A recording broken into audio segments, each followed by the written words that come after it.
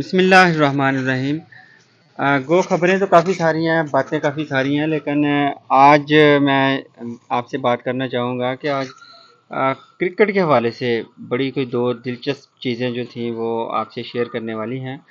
तो सबसे पहली बात तो ये है कि पाकिस्तान एक बड़े लंबे अरसे के बाद टेस्ट सीरीज़ जीता अपने होम ग्राउंड पर। गालबन ये 3 साल से ज़्यादा वक्त लगा पाकिस्तान को कोई सीरीज़ अपने मुल्क में ही जीतने की। और बड़ी खुशी की बात ये हुई कि हमारे जो एक नया टैलेंट था वो सामने आया, ख़ुसूसन साजिद खान अपने एक शानदार और ज़बरदस्त किस्म के टैलेंट के साथ सामने आए, जो कि पहले एक मज़दूरी का काम किया करते थे गैर ममालिक में, अरब अमारात में गालबन। तो बाद में देखें जी, किस्मत की देवी है, जिस पर भी मेहरबान हो जाए। तो उन्होंने बहरहाल उनमें टैलेंट था, उन्होंने मनवाया और उसका साथ दिया नुमान ने बेहतरीन तरीके से।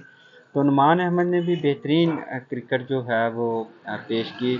और इन दोनों की जो सबसे ज़बरदस्त बात रही कि इन्होंने पिछला टेस्ट जो पाकिस्तान को जितवाया वो भी 20 की 20 विकेटें इन्होंने ली, और इस टेस्ट में 20 में से 19 विकेटें इन दोनों ने हासिल की हैं। सिर्फ एक विकेट दूसरा स्पिनर जो हमारे ज़ाहिर महमूद थे उनको मिली है। बहरहाल अच्छी बॉलिंग की उन्होंने भी, लेकिन थोड़ा मौका मिला उनको। पहले टेस्ट में तो मौका नहीं मिला, थोड़ा सा इस बार मौका मिला। उन्होंने एक बड़ी अच्छी पार्टनरशिप थी वो तोड़ी।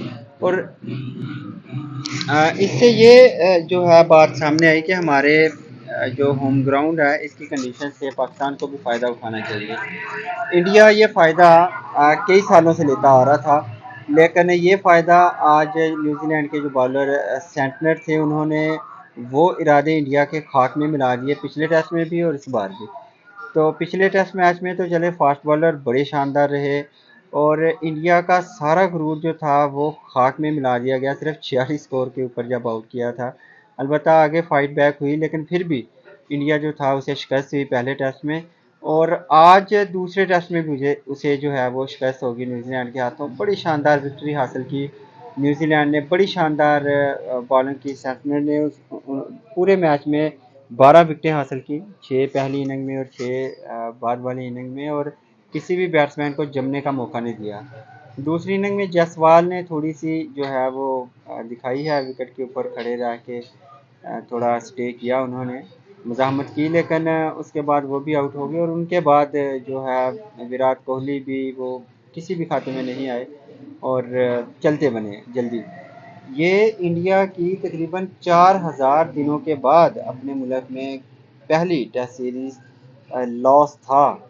2012 में आखिरी वक्त, आखिरी टाइम में, मतलब जो टीम जिसने शिकस्त दी थी इंडिया को वो इंग्लैंड की टीम थी, जिन्होंने 2-1 से सीरीज़ विन की थी 2012 में। और 2012 के बाद 2024 का एंड अब आ गया, यहाँ पर आके जो इंडिया है इसको शिकस्त हुई है। और न्यूजीलैंड पहली बार इंडिया की सरजमीन के ऊपर टेस्ट सीरीज जीतने में कामयाब हुआ। बहुत बड़ी बात है उनके लिए। हमारा एक तीसरा बड़ा पड़ोसी जो है, मतलब बांग्लादेश कह लें, टेस्ट सीरीज में उसके भी हालात खैर कमज़ोर जा रहे हैं। साउथ अफ्रीका ने उसे शिकस्त दी है। और चौथी जो हमारी एशियाई बड़ी टीम है श्रीलंका, वो तो आजकल भाई बड़े जा रहे हैं, छा रहे हैं। और मुझे ऐसा लगता है कि मुस्तकबिल में श्रीलंका जो है ये बड़ी एक टफ टीम बनने जा रही है। अभी भी वो अच्छे खासे जा रहे हैं और पॉइंट्स टेबल पर पाकिस्तान से ऊपर हैं।